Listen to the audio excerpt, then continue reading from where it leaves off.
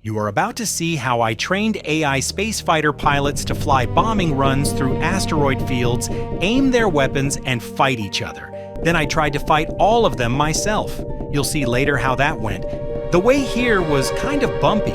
I had to add a voxel navigation system to provide better sensing to the AIs and some information about a clear path toward the target area. I had to first train the combat engage movement as a navigation brain, then use this brain to fly the ships in another scene where the weapons would train a separate aiming and shooting brain.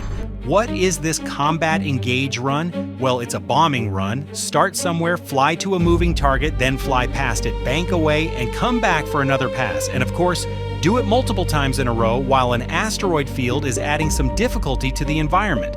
For machine learning, this is a pretty solid task. If you've seen the first 2 episodes, you already know that I had different sensing on my AI agents there. In my current scenario, this way of sensing the asteroids was simply not working. I had to do something, so I decided to design a voxel navigation system based on a flow field. The simple way to think about it is this: the arena builds one big 3D map of arrows. First, the asteroid cells and the target hull cells are marked as blocked. Then the flow field fills the rest of the space with arrows that point toward the destination while bending around the blocked areas instead of going straight through them. And this is where the path comes from. If you start from any cell and follow the arrows one after another, you get a route to the destination. So for a fighter, the path is not a separate thing that needs to be solved from scratch every frame. The big shared flow field already contains the directions. I just trace the route from where that fighter currently is. The destination is not the exact center of the target either. If I send the route there, I'm basically teaching the ships to ram it. So the flow field points toward a shell around the target, more like a bubble where the navigation route should end. Training the movement brain took way too many tries. I could still improve it, as you can see here. But for this episode, it kind of reached the behavior I needed. And honestly, deciding when to stop is one of the hardest parts of reinforcement learning. The combat engage brain is the most important brain in the combat stack. The turret can only correct a limited cone. The ship has to create the shot, fly toward the predicted intercept, enter the attack window with enough speed, hold the nose on target, then egress and come back for the next pass. The reward pattern is a sequence, not one giant go closer score. Far away, the pilot gets rewarded for path progress and flow field alignment. Near the target, I reward aiming and holding the aim, then retreating as egress. They also get cycle completion rewards and the final success bonus. The guardrails are just as important. Asteroid hits and evasion, target hull contact, ship spacing, blocked cells, loitering, jitter, flying flipped, and all the others. They did not all come at once. I had to introduce them progressively to adjust unwanted behaviors. Later, the target became less artificial. Instead of only chasing a scripted moving sphere, the pilot can train against the previously trained pilot brain. That matters, because the final demo is not ship versus sphere. It is trained ship versus trained ship. Let me show you the evolution of this training. This graph shows how combat engage improved throughout training. Several checkpoints briefly reached 100% success, but some did so at easier curriculum stages. I selected the 13.5 million step brain because it achieved full success at maximum difficulty, completed 2 attack cycles, and recorded no timeouts or collisions. Pass quality and closing speed also confirmed stable. The graph currently shows about 92% because median smoothing is enabled. Turning smoothing off reveals the raw 100% peak at the selected checkpoint. Now let's go back to 100,000 steps. At this stage, very little is happening. The agents still don't understand the objective. They are simply exploring and learning which actions produce rewards. Compared to the previous training setups, now the episodes are for each agent. There is no general reset when the cooldown expires, so if I let them run, they will keep going. I'll stop them here and move to a later checkpoint. For now, as you see here, Snorkel discovered only the penalties and some asteroid evasion and keeps spinning. It's okay, you'll get it soon. The next checkpoint is at 2 million steps, right here before the agents start discovering the success conditions of this training. At this point, they kind of start to understand the idea of flying, but they still can't understand much of the training. However, the data collected during those 2 million steps taken will start to matter from now on, and it will become visible in the next checkpoint. We are now at 2.5 million steps checkpoint. They are starting to understand they need to get closer to the target, but they still can't complete cycles. The reason why we start having some success is because I only require from them 1 cycle for now, which means 1 approach and 1 depart. They can approach and they can collide, because they have no clue yet they need to avoid the blocked red cells. Why is the success greater than 0 at this checkpoint? Because sometimes the random movement of the agents and the target can create 1 actual cycle by chance. Moving to the 3 million steps checkpoint, I will also enable the real brain target, meaning that from now on the target will use a previously trained brain, which does this same combat engage movement on one of the training agents. My training is also guided by a curriculum, which means that it progressively increases the difficulty. So now you will notice that we need 2 cycles instead of 1, and the agents actually understood the training conditions. From now on, it is everything about improving the behavior. Rookie managed to finish 1 cycle, but is now orbiting the target a bit, which should not happen unless there is something to avoid. The reason why after so many passes Rookie was still not given the 2nd cycle is because there is an aim hold rule. A good aim has to be held for more than 2 seconds for a cycle to be valid. After a little bit of struggle, Rookie managed to finally complete the 2nd cycle. At the 3.5 million steps, we are getting close to the first success peak. They have a really solid approach phase while outside the big sphere. Then during the attack phase, they started to actually aim at the target. Then there's the egress phase is also really clean, followed by the reapproach after leaving the big area around the target. This was 1 clear cycle. Good job, guys. For the following checkpoints up to the first peak, there's not going to be much difference from what you see here. So I am going to jump ahead to the first peak of 100% success rate, which is at 5.78 million steps. It is also the first moment where the curriculum reaches maximum, which means we need more aim hold time to validate a cycle, and also we have the greatest number of asteroids for this training. Now look at this, they are flying so nicely through the asteroid field, avoiding all the blocked cells. They are also avoiding each other. They are all swarming in and moving away to come back again. It looks exactly as I wanted it. This is already starting to look scary. Imagine how fighting all those guys at once is going to feel like. Completely impossible, but I'll try when I get there. Potato, you seem to be on a collision course. Damn, that is one way of trying to take out the enemy, but you should try to stay alive. After this first peak, reaching maximum curriculum will make the agents improve their behavior, but only for a while. This is something normal in reinforcement learning. After reaching the peak level, if you continue to overtrain, you will start messing up the good behaviors you obtained. I stopped at one of the last good brains before the training started to collapse. Why did I do this? Because I wanted the agents to have the most experience possible in this environment setup. Now I can finally show you the brain I chose as best for the combat engage navigation. Let me activate the sensing this time. This is how the agents avoid the blocked cells. They observe each of the white cells and see if they are free or blocked. With such asteroid density and those attack speeds, it is actually impressive how good they perform and actually manage to complete their cycles. This makes it the end of the first brain. Now on top of this, the shooting brain training is going to happen. The second brain controls only the turret and the trigger. The pilot stays frozen, so the weapon must aim while its own ship accelerates, rotates, and aggresses. Hits are the main reward, but they are too sparse alone. The agent also observes the ballistic lead solution, the same helper reticle shown on screen, and gets rewarded for reducing its aim error. The curriculum shrinks the accepted hit sphere toward the real hull and raises the quota from 2 to 5 hits needed for success. The hardest part was teaching it when not to shoot.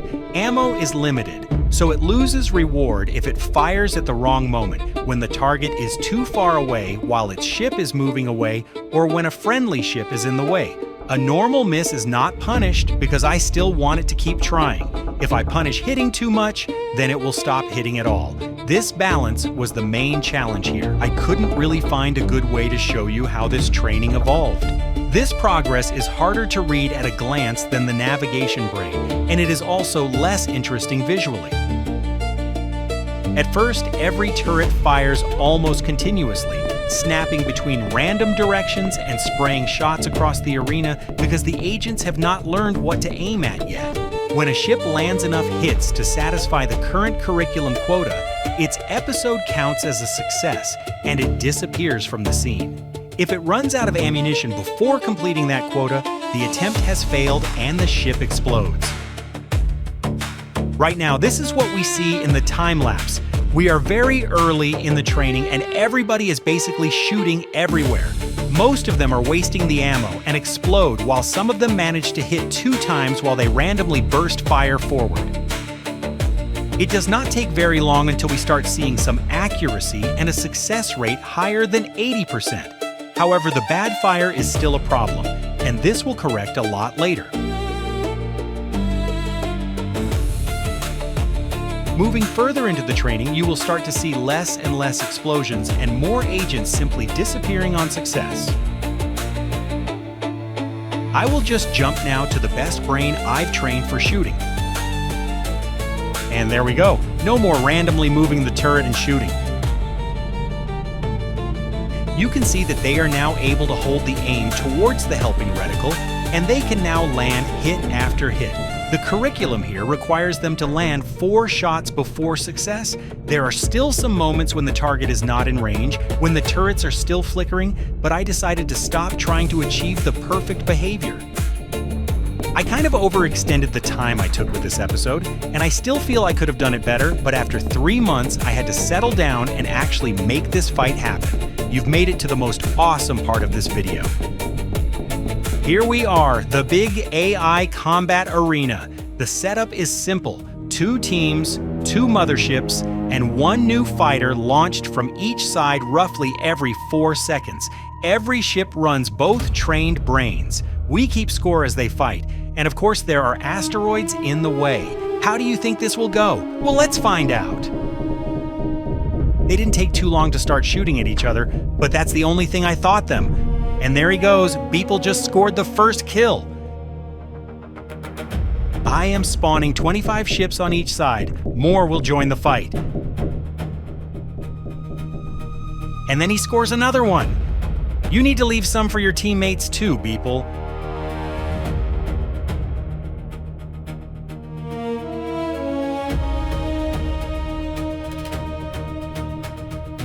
The fight is starting to go on fire here. Kills are starting to happen and I can't believe it, but it seems Beeple has now 3 kills. Pixel here is just finding his position to engage. Let's switch to Pancake. Pancake got a nice kill too here. Could anyone just overtake Beeple? The last waves of fighters are now spawning. It is 16 agents to 13 aliens alive. Let's look at our superstar here. Can you score even more, Beeple? What are you doing here?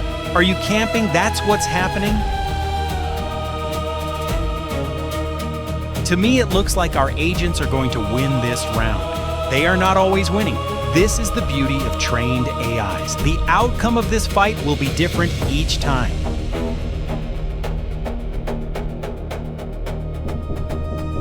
Beeple is engaging the next target, a very low HP target. And yes, this ends up as a 4th kill. Damn, you are on fire.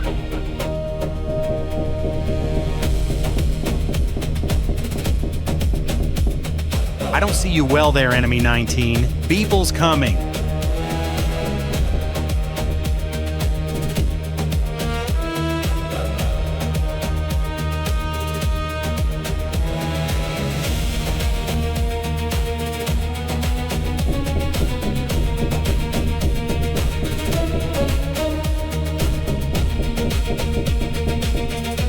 And you are dead, enemy. 5 kills.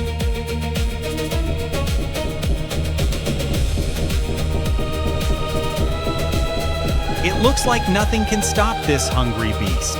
Waffle also did pretty good there with 3 kills, followed by Nugget and Steve with 2 kills each.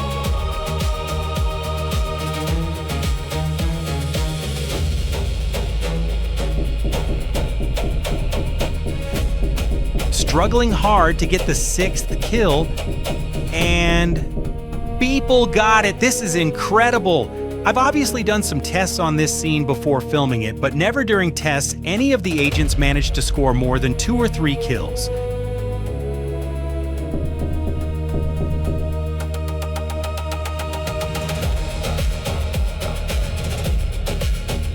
And this was it. Good job, guys. You eliminated the enemies, but now it is my turn. How many of you are necessary to kill me? I'll go directly against 25 agents here and see what happens.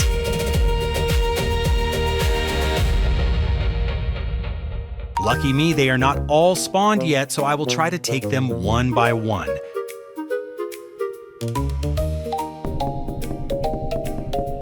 Here goes one.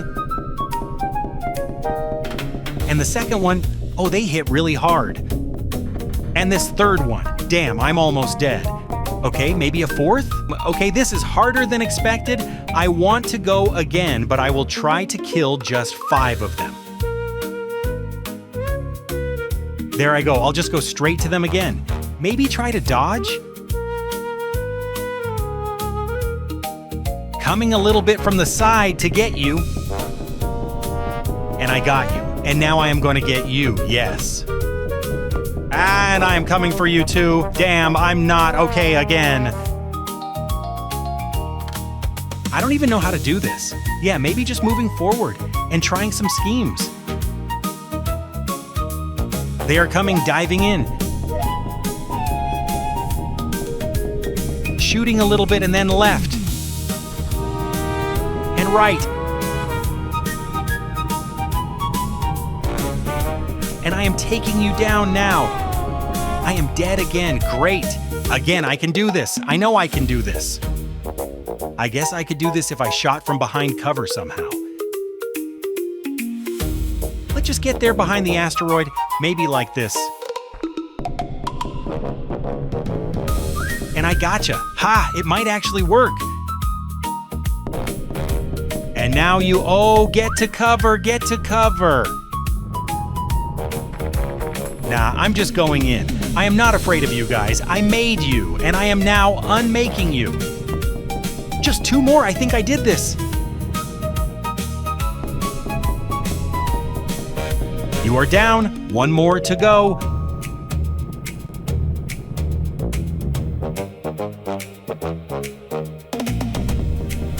And here comes the winner, me.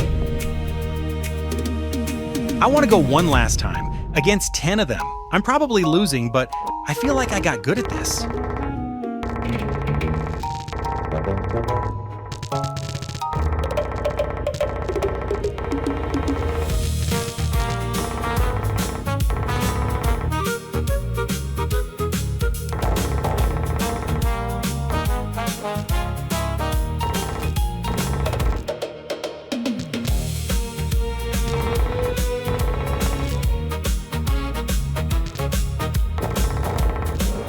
In conclusion, I was able to exploit my own simulation by just sitting behind cover. It is really hard to do it though. The Godot build that I used for the combat arena and for the personal challenge you've seen in this video will be available on my webpage along with the previous episode's build. Just follow the link in the description, download, and enjoy.